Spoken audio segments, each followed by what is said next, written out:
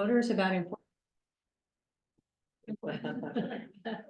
important issues and institutions that enhance our democracy. It also includes sending out information on social media, engaging directly with voters to help them know how to register to vote, where to go to vote, when they're voting, what issues are coming up on the ballot, what candidates are running for office. We also have candidate forums to help educate people about the different stances that the different candidates have. So as I said, if you'd like to get involved with us, we would love to have you. The League of Women Voters is a nonpartisan, nonprofit political organization that encourages the informed and active participation of citizens in government. As a nonpartisan organization, we do not support or oppose any political party or candidate. In addition, we are committed to diversity, equity, and inclusion in principle and in practice as we work to perfect our union.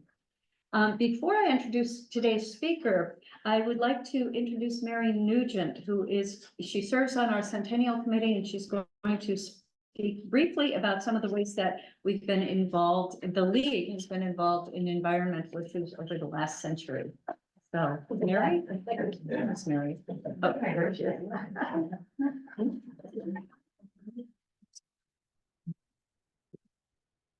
Thank you, Deborah. I only have a few remarks. I only have like 10 pages here. Here, there is a handout that history of everything that the League has done since the 1950s. But I'm going to go over just a few things today too, just to highlight them. On behalf of the League, I'd like to say how pleased and honored we are to be part of the Upper Mississippi River Refuge celebration of 100 years of wildlife and environment preservation. As you know, the League and the Refuge share this anniversary year, but that's not all that we share. Like the Refuge, our League has a strong history of organizing and recognizing the importance of conservation and fighting to protect the environment.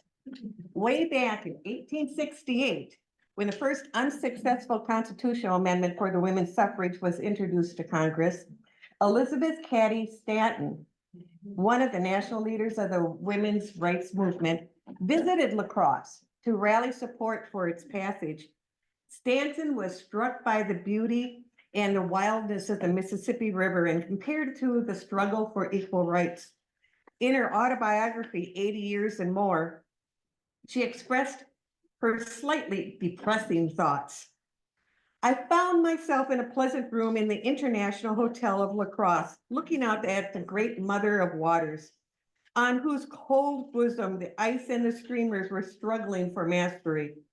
Beyond stretched the snow-clad bluffs, sternly looking down on the Mississippi as if to say, thus far shalt thou come and no farther. As I listened to these complacent hills and watched the poor Mississippi weeping as she swept along to lose her sorrows in ocean depths, I thought of how like the attitude of men to women. I don't think she's a very cheerful person, but she did recognize the beauty of our area. Other La Crosse women, despite not having a voice in government, recognize our uniqueness and importance of its preservation. In 1895, Mary Baker Cameron boldly and probably scandalously wrote an editorial to the paper entitled, "What Women of La Crosse Want," where she advocated for pure drinking water, clean streets, and beautiful parks. And I don't know if you know this, but it was a woman, Ellen Hickson, who in 1909 led the charge to preserve and protect Granddad's Bluff and saved it from becoming another sand quarry. Woman power was really unleashed when in 1924, Alex Hickson and over 150 other women formed the League of Women Voters of La Crosse. Since its inception, the League has been committed to making La Crosse a better place to live. However, change did not come easily or quickly, and the league took a very careful approach to first study, then act and educate. Over the years, this careful methodology of study prior to action has led to major environmental impacts on our community. And here are just a few. In the 1950s, our league, as part of a nationwide study, surveyed water sources and water conservation practices. Surprisingly, this information was not easily obtained. Local league members had to interview officials, studied their maps, and studied census data, learned about farm runoff and lack of sewage treatment in some areas. And in 1959, they submitted the Minor Mississippi River Basin Report that identified flood, silt, and pollution problems that required attention. This report was combined with other leagues and presented to President Eisenhower, who authorized regional water studies throughout the country. That was just the start of pollution awareness. It's pretty impressive. Later in the 1970s, the league participated in an environmental quality study that was part of a national consensus on solid waste management, land use, and growth. The 80s led to two major impacts. First, a wetlands and a clean air study and water study, both led by Barbara Frank, brought awareness of these issues to state legislators. And then in the late 1980s, Maureen Kinney chaired the La Crosse River Marsh Study which led to public awareness of the importance of keeping our marshlands, which has still lasting effects on our community. Most recently, La Crosse joined with leagues from Iowa to develop and organize the Upper Mississippi River Region Interleague Organization. Try saying that fast 3 times. To coordinate the preservation of the Upper Mississippi River watershed. 2 of our members, Nancy Hill and Ellen Roseborough, were instrumental in creating the multi-state organization, which now consists of Wisconsin, Iowa, Minnesota, Illinois, and Missouri leagues. Now, Carolyn Jenkins is here today, and if you have any questions at all about UMR, she is a woman to speak to. For 100 years, both our organizations have been committed to promoting conservation and environmental awareness through programs and education. The success of these efforts will positively affect many generations to come. Thank you to the Refuge for your 100 years of work in wildlife preservation, and we wish you 100 more. Happy anniversary.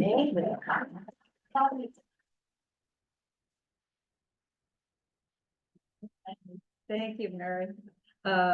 Just a couple very, very important announcements that I forgot. First, bathrooms are right behind us. So go out here, make a quick left, and those are the bathrooms. Second, cupcakes. What birthday celebration would be complete without cake? We have cupcakes. Please take one. Whether you ordered a lunch or not, you are welcome to have cupcakes. And finally, our program is being recorded, as you've heard before, and a link to the recording will be available on our website for later viewing. After today's presentation, we will take questions. Because we don't have a mic, we'll ask the speaker to repeat the questions so that the people at home can hear them. If you are online, you can use the chat feature at the bottom of your screen if you want to ask a question. And so now it is my pleasure to introduce our speaker, Hallie Schulz. Hallie has worked for the U.S. Fish and Wildlife Service for 20 years as a refuge ranger at various sites and has been at the Upper Mississippi River Refuge for 8 years. She is passionate about connecting visitors with the resources and encouraging recreation on public land, and so to be able to be here with you today. Thank you, Brad. Thank you. I'm actually gonna stand over here because I know where that camera is and there's nothing. This is awesome. I'm so excited that you're all able to come and we can have a double celebration with the 100th anniversary. It looks like I'm among a lot of conservation legends here today, so that's pretty exciting too. So Yeah, so my name, as she said, I'm Hallie Schulz, and welcome to the Upper Mississippi River National Wildlife and Fish Refuge. It is a long name, but we definitely are celebrating that refuge and that name today. So when I was putting this presentation together, I didn't realize how challenging it would be to put 100 years into a very short 30-minute PowerPoint. So I have to preface that with I try to keep very key points in there and not get too in the weeds on things, as they say. So, but I did want to kind of start before I get too into the history of it. And I don't know if that, it didn't work. I wanted to actually talk about who our agency is to give you an understanding of who we are and how National Wildlife Refuges work. So, because I've been doing this for, 21 years now, and my parents still think I'd worked for the DNR. So we are federal, we're under the department. It's like, I kind of like to describe it like an umbrella. So we've got the Department of the Interior, and under that, you've got the legs of the different agencies, land management agencies, which are the U.S. Fish and Wildlife Service, who I work for, and we manage National Wildlife Refuges. Then, of course, everybody knows the National Park Service. I don't think I even included, everybody knows the Park Service. They obviously manage our national parks. And then we've got our Bureau of Land Management, who manages Bureau of Land Management land. So, and then one common mistake that people also make is the Forest Service falling under Department of Interior. They're more of an agricultural, their mission's more agricultural, and so they actually fall under the USDA. So kind of a distinction that I like to make. I think this might help.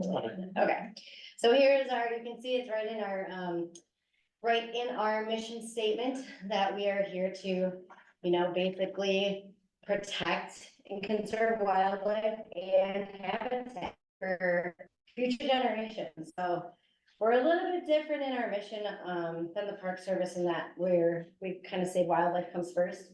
But we also are very big into recreation and public use and people using the resource, especially on the Mississippi River.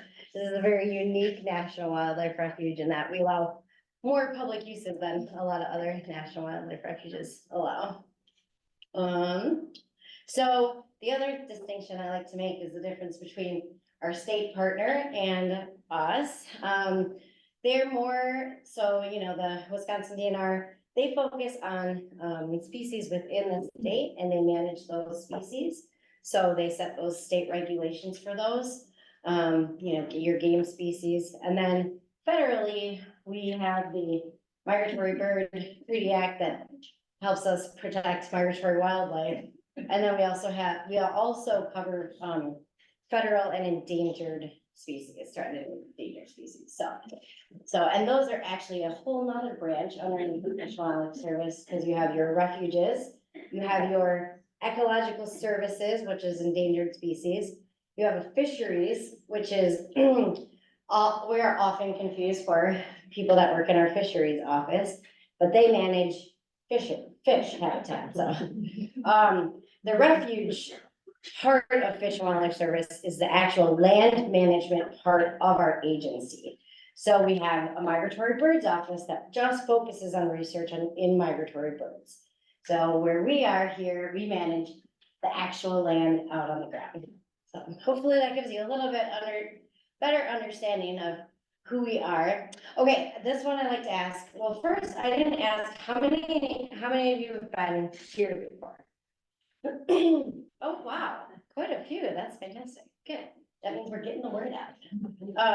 So here's my second question. Does anyone know what these dots represent on this map? You can just throw it out there, Yeah, refuges. Good. Okay, here's another question. What do you think, or why do you think, actually, let me word it like this. Do you see a pattern to how those refuges are kind of laid out? Rivers of Mississippi. Swamps, marker. Low waters. It is where major water sources are, and those are our major flyways. So, I like to describe it that wildlife refuges are, if you've ever been on a road trip, some of the things you need on your road trip are gas stations. Can't get very far without gas stations if you're driving a vehicle, unless you have battery powered one, in which case you would need battery powered charger stations. Restaurants, you know, all of the things that you need on a road trip to have a successful road trip. National wildlife refuges are the restaurants and the rest areas and the gas stations for migratory birds and other animals. So without these places for them to rest and feed and eat and charge up, they wouldn't make it very far on their migration. So that's why these places are so important, because if they can't make it very far on their migration, they're probably not gonna survive for very long as a species. Why do you think there's so many refugees in North? That's a great question. I'm glad you pointed that out. I always forget to mention that. So North Dakota is actually, it houses it's like the biggest breeding grounds for migratory waterfowl, like in the world or something. It's like 60% of all of our birds are born there. Migratory waterfowl, not just birds, but specifically waterfowl. North Dakota is like a prairie pothole region, and so it's got all of these perfect wetland management areas that they just love to go there and breed. It's perfect for them to have their babies, I guess, so. Yeah, it's a good question. So some of the quick covering, and a lot of you may know this, some of you may have been alive, just kidding.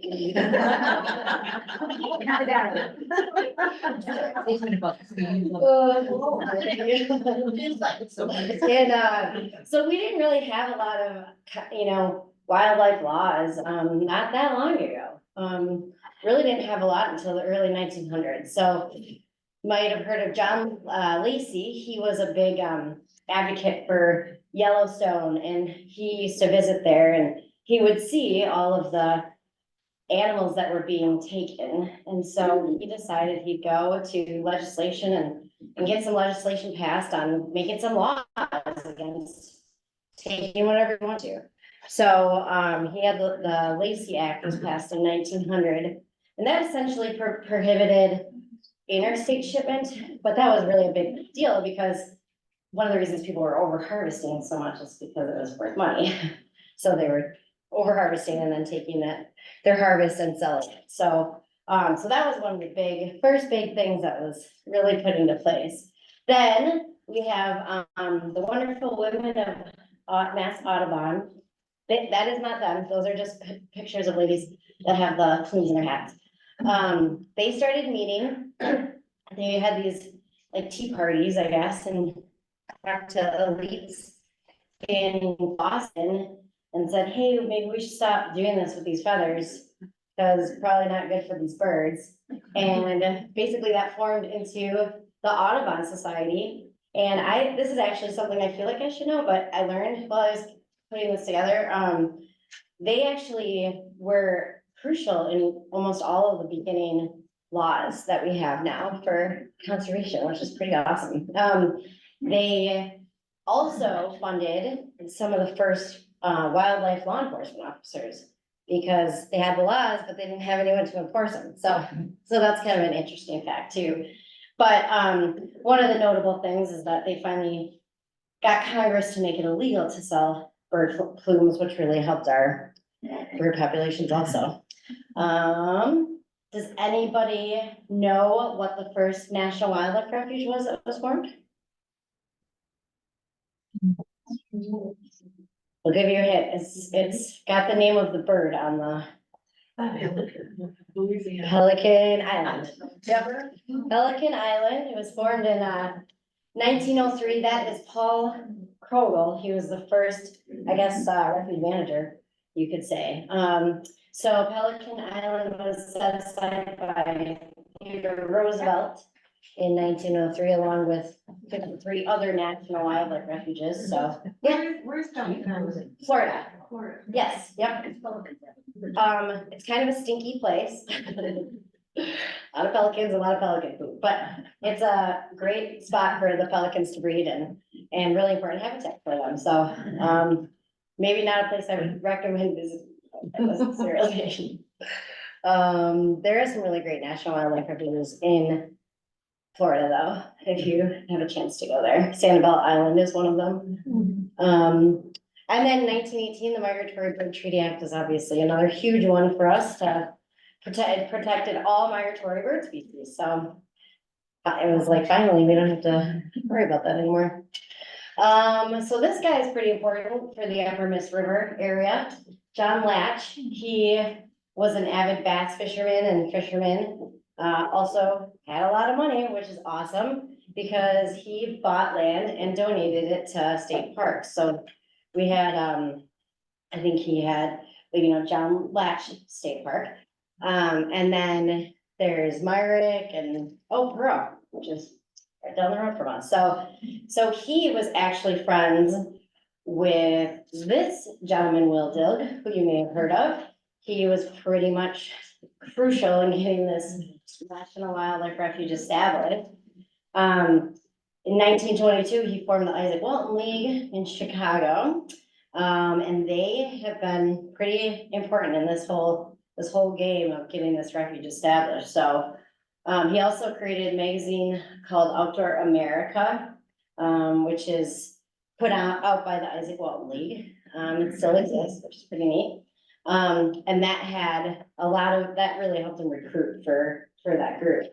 The interesting thing about Will Dilg is that his son actually drowned in the Mississippi River. And I think that's probably part of the reason he was so passionate about protecting this place for people to enjoy, so. Yeah, so here it is. So this map shows the area that they wanted to drain. So it was like 300 miles of the river that they wanted to form into levee districts.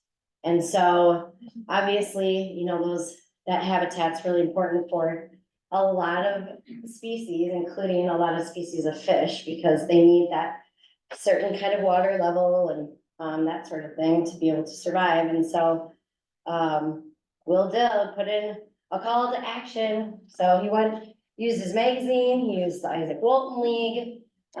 He gained support from Herbert Hoover and the Secretary of Commerce. He was a mover and a shaker, and then got these ladies involved, which is like the smartest thing he could have done. So they were I never remember this acronym, General Federation of Women Club. And they basically were the reason that they gave all this support. There were 2 million women that were like, yeah, we're into this, let's do this, let's make this a refuge. And one of the former presidents, of the GFWC, she actually wrote a letter in support in the Outdoor America magazine. And so that was really influential when they took that to, the higher ups and said, hey, this is really important. There is a lot of backing behind this and women can vote now. So you might want to listen. So that was pretty huge too. So then after just a year, which is wild, I think that he was able to get this done in a year, but he was able to get Congress to pass the Upper Mississippi River Wildlife Refuge Act in 1924. Here we are 100 years later, so that's pretty awesome. So yeah, we've got land that was, that we could purchase then between Rock Island, Illinois and Wabasha, Minnesota, and that's where it all kind of began. How's my time doing? Oh, I'm doing okay. Okay. I didn't really practice it that much, so. So this was obviously, once you have land established, you have to have somebody kind of in charge of it. So they had a post office in Winona, and they were like, well, you're federal, this is federal, you should probably just work here. So his office was the first, office was at basically the post office in Winona, Minnesota. And William Cox was the first basically refuge manager. So kind of neat. I love that picture. It's fun. This guy's out posting boundary signs. We still do this today. We just use maybe better equipment now to get out there, but, so really the big thing was getting this land, just going out and acquiring it, you know, talking to landowners and talking to the states, and, you know, you have 4 different states that you're working with, so there's a lot there. Really gotta try to figure out what you're gonna do there with all the different states and getting all the agreements in place, and I'm glad that I didn't have to do that part of it. That would have been very much fun. But they were able to purchase 110,000 acres by, you know, 1926, which is actually pretty fast for, you know. And then you've got, oh, this I just threw in because I thought it was really interesting. So they used to set up feeding stations, like all along these stretches.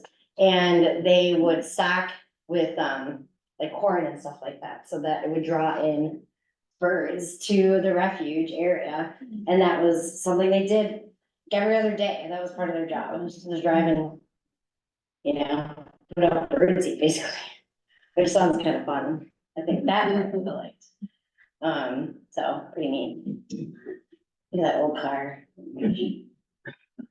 But that did not handle well in the snow.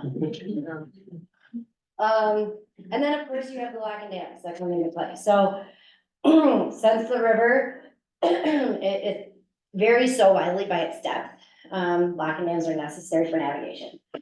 Basically the river in some places you could walk across. So in order to be able to control that and have navigation and use this as a place to, you know, move goods and stuff, you had to put in this lock and dam system. So they basically bought 100,000 acres or so for this, and then they had an agreement with Fish and Wildlife Service that we still honor today, that what they purchased would be managed primarily for wildlife, with the exception of certain places. So there's a lot of overlay, and a lot of times there's, this is being recorded, I probably shouldn't say this, but now it's kind of funny. You know, it's just the typical, maybe, oh, we don't own that, you can get a little bit, or that kind of thing that happens once in a while with certain things. But I would say we do have a really great partnership with the Army Corps of Engineers, and we work very close with them, so. Let's see. Yeah, so this is interesting, another thing that I found. Is that thing on the top of me, or is it just me? No, okay. So you can see pool 8, which if you're not familiar with how the pools work, pool 8 is anything north of Lock and Dam 8. That's pool 8 basically. So in 1890, you can see all that habitat, and it says land, but it's essentially like backwater habitat, floodplain forests and stuff like that. Prime habitat for things like bald eagles nesting and all of things that need that kind of area to live. Prothonotary warblers is another one that completely requires that kind of habitat. But the lock and dam system obviously flooded out a lot of that. And so one of the things that and I'll kind of show you more, but one of the things now we're doing is trying to rebuild that back a little bit and that sort of thing. So this is a fun picture. Anyone have a guess to what that is that he's holding? Wood duck house. Yeah, the wood duck house, kind of funny. So they, you know, now we're getting into the 40s and 50s and they're starting to do more wildlife management. They've got the land now and they're trying to figure out how do we manage this big land. And so, you know, the wood duck population had completely declined due to the lack of forests. So that was one of their first big pushes, that and swans. They also had to come up with a formal way to do bird counts so that it would actually be data that could be used down the road and not just random counts of birds. Everybody can go out and count some birds in their yard, but is it gonna be worthwhile if you don't have some sort of process in place? So I think there were a lot of conversations about what's the best way for this to work. We did start to see bird numbers increasing in that time. they started to figure out that if you close certain areas where the birds really like to rest and feed to certain uses, that they're not gonna just get disturbed as much, and so maybe they'll be more likely to use those places. We have a lot of those still exist now on the refuge that we manage. And then I thought that was interesting that the sportsmen's clubs actually help stock wildlife, so kind of an interesting little tidbit that I too learned while doing this. So then 1940s and 50s, we see this huge boom in public use. Post-war, people have ways to get around more, their vehicles are more of a thing. There's just all of this boom that's happening, and public use is just going through the roof. So it just added a whole new element of management, I think, to everything. So beach use, yeah, that was a big one.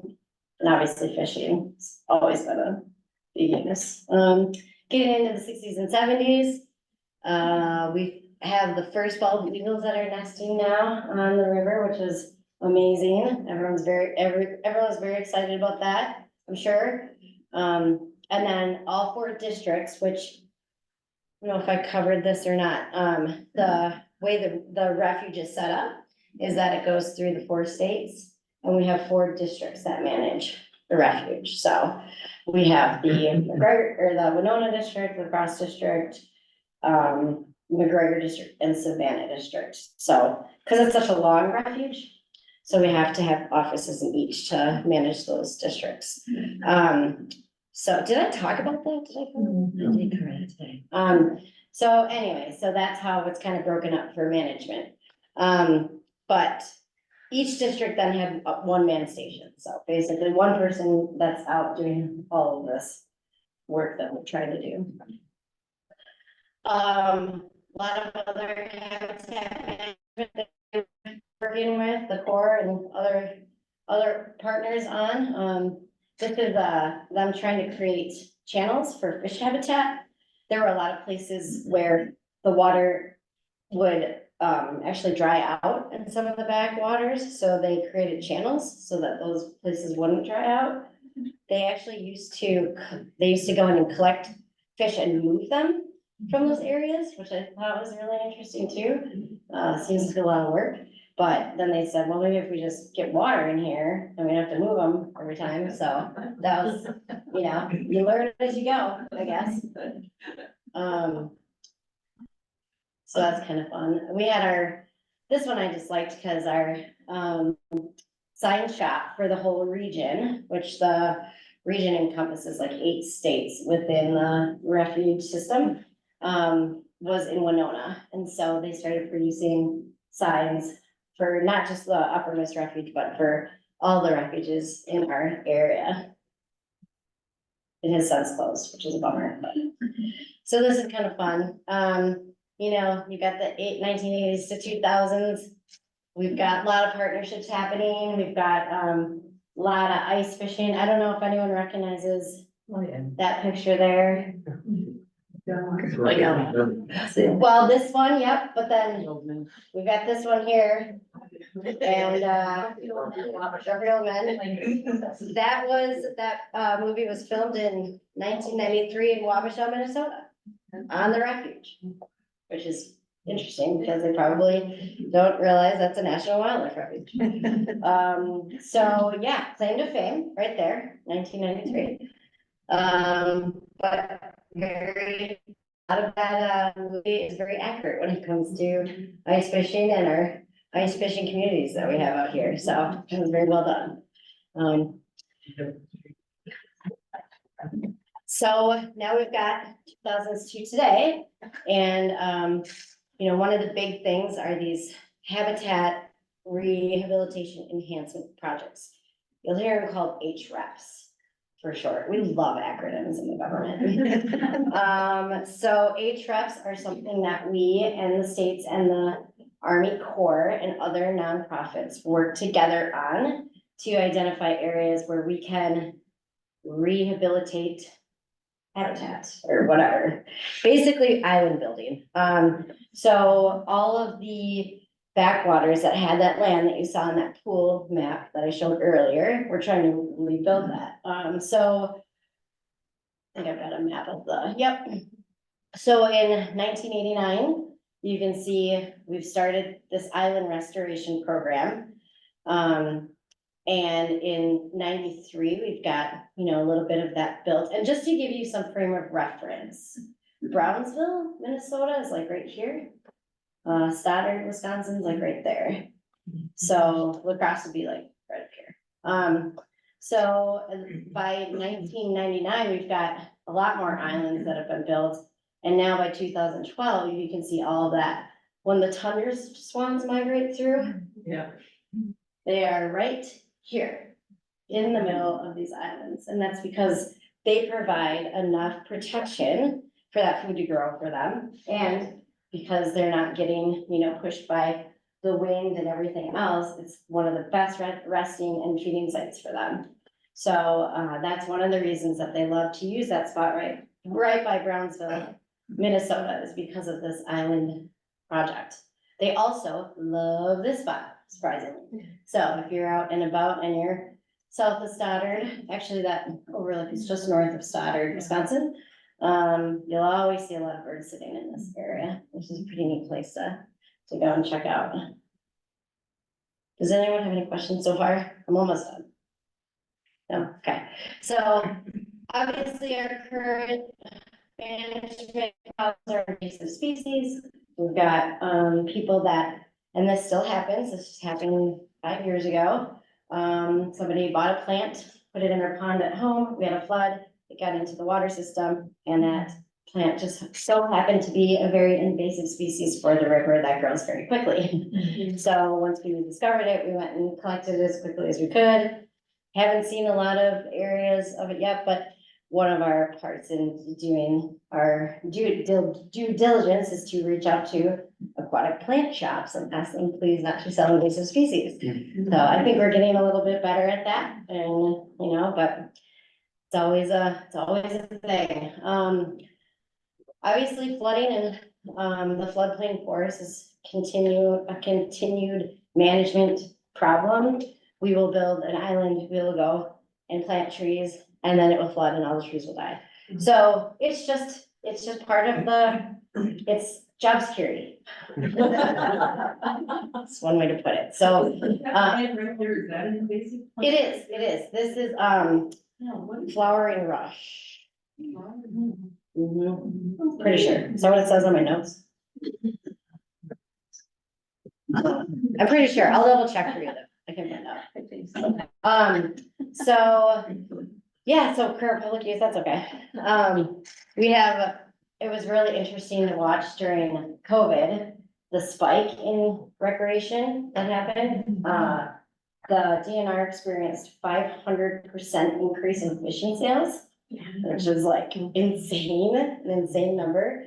We're starting to see it kind of go back the other way, but I think it's great because, not that COVID was great, but it's great that people that may have not otherwise gotten out to enjoy the resource did. And so maybe they'll have a little bit more interest in protecting that resource now.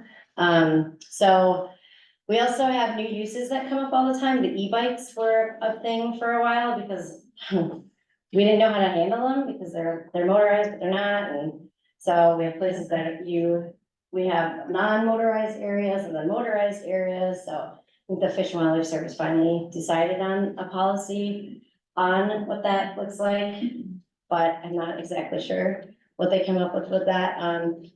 Obviously there's wind sailing and all the different things that pop up. So we're always trying to figure out how can we make this compatible on refuges, and we have to go through a process. And so yeah, and then so that's part of the public use side of things. The other thing is the user groups. It's a problem anywhere, not problem, but a management related concern, something, I don't know, it's probably a better word than problem. There's just a lot of people that want to be on the river and enjoy it. So, and sometimes those uses conflict. We've noticed that the waterfowl hunting season, it's been warmer And so we've had more fishing tournaments competing with opening weekend. So we have user conflict at boat landings and more. So there's always just things that we need to like work with our state agencies and try to figure out ways that we can reduce conflict and have everybody enjoy their visit on the river. Okay, the next 100 years, woo, here we go. So I think outreach and education, obviously I might be a little biased, but I think it's probably key for our success. The more people understand that this is a refuge, the better way we can do as an agency to remain relevant and get money. Environmental justice is something that we will probably continue to take a look at with making sure our resources are available to everybody. And obviously climate change is gonna continue to be an ongoing issue that we will work with. Like I said, financial support's really important for us to be able to keep our lands managed the way we wanna manage them. Partners are huge. Our volunteers, I don't know, I don't think we could get our work done without them, I really don't. So really, really valuable. If you're interested in helping, you can always volunteer, like our lovely Barbara that's sitting up front. We have friends groups all the way up and down the refuge. There's a friends group in each district. So there's one in Winona and La Crosse and Prairie and Pool and all the way south. So, and then of course, community science is really huge too. I don't know if you all use eBird or the Merlin app, but those are great ways to record your sightings and give us information for where birds are and how they're migrating and things like that, so.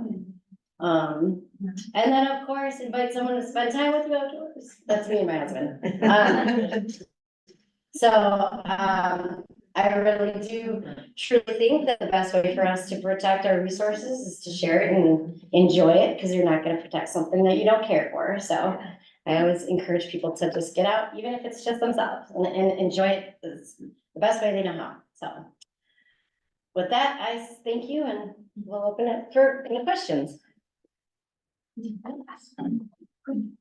Yes, How about the loons? Is there any progress with getting loons here versus so many eagles? oh gosh, I do not know anything, I'm not even gonna lie, I haven't even heard that as a thing, so, yeah, I don't know that loons, typically we get a few occasional rare loon sightings on the Stretcher River, but I don't know how much they actually use this flyway, so, yeah, I'm sorry, I can look it up for you though and get back to you with information. Yeah, Do you remember, 10 or 15 years ago, there was a pelican who was on Lake Onalaska, and he did not migrate south, he or she. And the people on Lake Onalaska would put out food for him, and the weather was getting colder, and they made a little shelter for him. And then it got really cold, and one of the residents found it close to death, so they took him in and warmed him up. I think they took him to the Humane Society. Do you remember that story, or what became of that? I don't believe I was doing that. But I will say that the Cooley Region Humane Society is amazing for taking in birds. And I wouldn't be surprised if they took it in and kept it there until they're able to release it again. That would be my guess. That we get a lot of calls because people think that we rehab animals here, but that's just not what we do, so. We get a lot of calls and then we call them and we are able to work with them to help us care for some of these animals that might be injured or dying or that they can help take care of, but yeah, my guess is that it did well, especially if it went to Cooley Region Humane Society. Yeah, Did I understand that at one time there were bald eagles on the Mississippi corridor? You Yeah. said something about 4. yeah, I'm glad you asked that. So, there was one nest down in Iowa, so there weren't any around here. And then after the ban of DDT, the nest started to increase. And can anyone, just in Pool 9 down by Iowa where that first nest was, can anyone guess how many active nests are there now? Just on that one stretch. 150. over 200. Wow. That's just that stretch of the river, and that's not even, that's way south of, like, that's like Genoa area and down, so. There are hundreds of bald eagle's nests now, I mean, you can't drive 2 minutes and not see a bald eagle on the river, and that is because the floodplain forests, they need those trees to be able to sit in, and then they, obviously they hunt, fish and other things like that, so it's perfect habitat for them, so, yeah, it's a really good comeback story, but to answer your question, they weren't here, but they came back. But they were originally, Right, they were originally. right, yeah, so they, But then yes, The use of DDT. basically killed almost all of them, Yes. yep, and then, Their eggs would not, the DDT made their eggs crumble. yep, exactly, yep. That was a very roundabout way to answer that. And then when Rachel Carson persuaded everybody to not use DDT again, then the bald eagles came back. Yep, exactly, yep, Question. yeah, That was a great presentation. I learned a lot. oh, thank you. Only one slide I thought, it was the one with the sack of corn, kernels of corn. Oh, boy, okay, I stole that from a other person's PowerPoint. Well, I didn't realize the wildlife would need to be fed. I don't think that they knew, I don't think that that was right, so I think they were like, this seems right. Like, maybe we should try this, and so I think there was a lot of learning that went with establishing, and I think the other reason they were doing that is, I think they were trying to actually draw species closer to the refuge, so bring them in from outside of that refuge boundary, basically, and get them closer, so maybe they thought of putting food out would bring other species closer to the boundaries, so, yeah. There was one time in February, there was a week or maybe 2 weeks where there must have been 200 eagles that were concentrated right kind of at the bottom of our road in Genoa. Uh-huh, I know exactly what you're talking about. And it was like in all the trees and in the marsh and, then they were gone. And it was like, Yep, where did they all go? they migrate. Yeah, they migrate through. So they migrate in February and March. We obviously have some resident eagles, but the peak of their migration in this area is at the end of February, early March. So the reason you see so many at that time is because they're migrating through. Yeah. Wild rice has gotten more abundant. Do you feel, is that a problem or is that a good thing or is there? That's a good question. It's a good thing for the wildlife. To answer that politically. Yeah, wild rice is one of canvasback's favorite foods. So they definitely, we've got a lot of wild rice out here in Lake Alaska, and so I'd like to joke, cause I'm like, yeah, our manager planted it out there, but obviously he didn't do that, so. So they love it, that it's a huge food source for them, so they definitely. Do you think that increases the amount of birds coming through here? I do, yeah, I think anytime you've got more of a food source for them, you're gonna see more birds there. I think that's why the swans are so prevalent by Brownsville now, because they have such abundant food source from that island building. Yeah, Are there invasive aquatic creatures that you're concerned about and addressing? yeah, I think one of the ones that, obviously zebra mussels are a big one. There are a lot of really, really cool mussel species in the river. There's obviously endangered mussel species as well. So zebra mussels are not a great one. There are, I just had it too. Oh, fish, obviously, carp. So silver carp have started making their way in. I think it's silver carp. Don't quote me on this because I don't know the different fish species. That's not my jam, but I think it might be silver carp. But they've been doing, it's really interesting. They started this modified unified method, they call it, and they go out with nets and they basically try to electroshock fish in to certain areas where they've been seen, and then they remove the bad ones and they put the good ones back. So it's different. They're trying different methods to control and manage that, but it's pretty hard when you've got an open river system that they can really kind of. And it's silver. You're right, it is silver. Silver, yeah. Good question. Yeah, What would you consider to be the greatest threat to the water and the river region?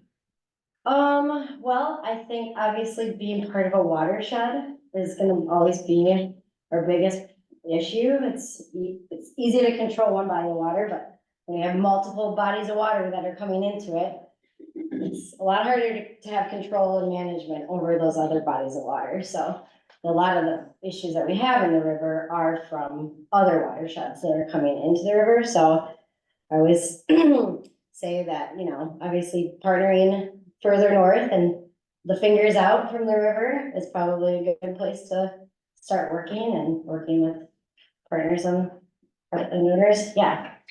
Hey, I noticed that like last year, and I would assume that this year, that the weeds and algae appeared very early on the river in the backwaters. I'm a pretty avid kayaker and I mean, it was like end of May and should have been like August. And is that, what is the cause of that? Is that just climate change or is that nitrates or? I think it's a combination of things. Did somebody answer this? I was gonna say phosphorus. Phosphorus? Yeah, I think it probably depends seasonally, depending on water levels. But not all of the weeds or aquatic life is bad. So, we try to get away from the word weeds and say aquatic vegetation for the birds. So that's one thing, is that Lake Onalaska gets pretty hairy sometimes, but birds love it. So, you know, we work with our partners and our local, Onalaska Lake District to try to come up with ways that we can balance that so people can still access the water and be able to use that resource while not affecting the birds. So they've come up with, navigation routes for folks on the lake. But, you know, ultimately at the end of the day, we are as an agency legally bound to legislation that only allows us to do certain things to manipulate the environment. So, we work as well as we can with that, balance and do what we can, but we're here to protect birds. Yeah. Is there a calendar of events, other events that are gonna be happening, this year to celebrate the 100th anniversary of the refuge? Very sure. Thank you. I think I'll got a little brochure there. There's a website you can go to, uppermidwonder.com. And it's a partner website. It's not our website, we just provide information for it. And we have all of the events listed by, district, by the river. So, yeah, a lot of fun stuff happening this year. Yeah. When's our big event? Our big event, yes, our big event is June 22nd. We're having an open house and a lot of really cool stuff. We're gonna have a barge boat and tours and all kinds of stuff happening, so we're gonna have cake. Yeah. I know there's an effort to replant trees where so many trees have died out. Yeah, yep. Are dying, and there's a problem with, I don't know, getting them started, I guess, because of riparian grass or aggressive grasses. What's happening with them? Yeah, it's an ongoing thing for sure. We plant, I think we just planted last year, I don't even know, 2,000 trees on one of the backwater areas. So we actually have foresters that are paid specifically to work on that issue. So we have a forester who's paid half by Audubon and half by us, that's on our staff here. And his whole purpose is trying to reforest the island, so just trying new things and doing different things and just keep trying, I guess. They'll probably laugh at us in 100 years from now, if someone's even a PowerPoint. And how we tried to keep replanting trees. They're like, they should have done it like this. I'm curious about your crystal ball. Yeah, I have hope. I have lots of hope. I think it's, you know, we made it this far. So, yeah, I mean, I think if we continue to enjoy it and talk about how important it is and do the outreach for it. You know, this anniversary has been really fun because I've worked with a lot of partners up and down the river that I probably wouldn't have met otherwise. And one of the really cool things that's come out of this is a Upper Miss River chapter for the Isaac Walton League, which we never had before. So I think that people are just, the more we learn, the better we can do, and we have. I mean, historically, if you've kind of watched, and I think we can continue to build and grow and learn and be better. So I think I like to be positive. So thank you so much. I really appreciate it.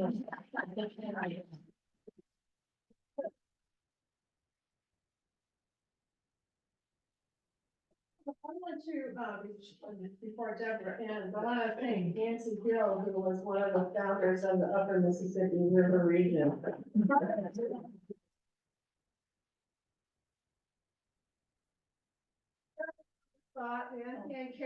And Carolyn represents the state of Wisconsin on the Upper Mississippi River. So Carolyn, I think you want to make just a couple of comments just for people about Upper Mississippi River region and anything you'd like to share. Well, yeah, the organization covers 5 states. I think you heard earlier, it's Wisconsin, and Minnesota, Iowa, Illinois, and also newly Missouri has been added.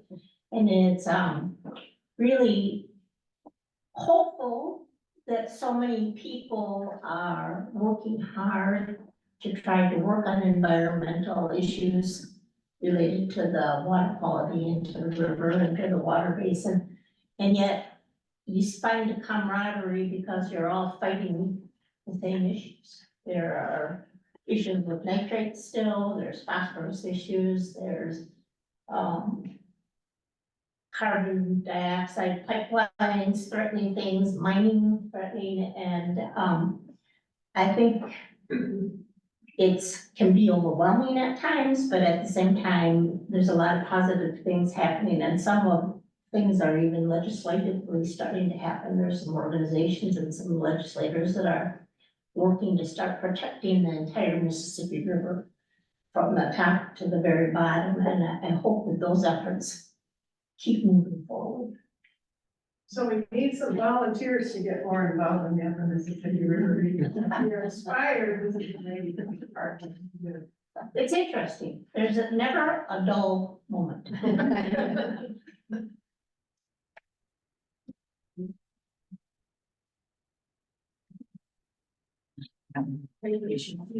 Well, I just want to thank Hallie and thank Carolyn for the comments. A really interesting and informative program and inspiring program. And thanks to all of you for your wonderful questions as well.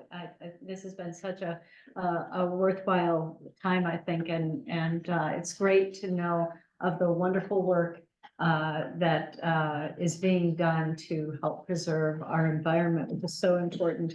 I'd also like to take this opportunity to thank the other members of the program committee who worked on this program. In particular, Deb Luchins did an awful lot of work on planning this. In addition, Leslie Wegener, Barbara Soderin, and Karen Kroll for their work on the program, planning programs throughout the year.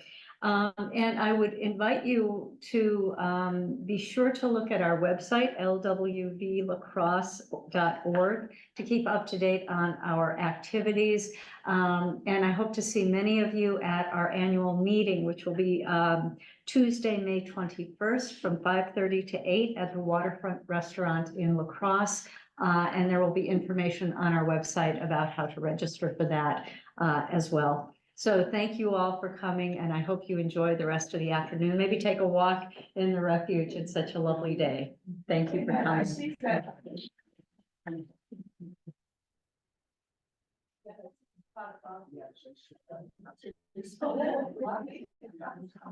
There's coffee and cupcakes.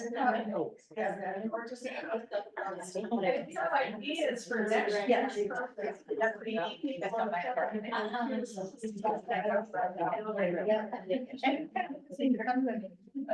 All right.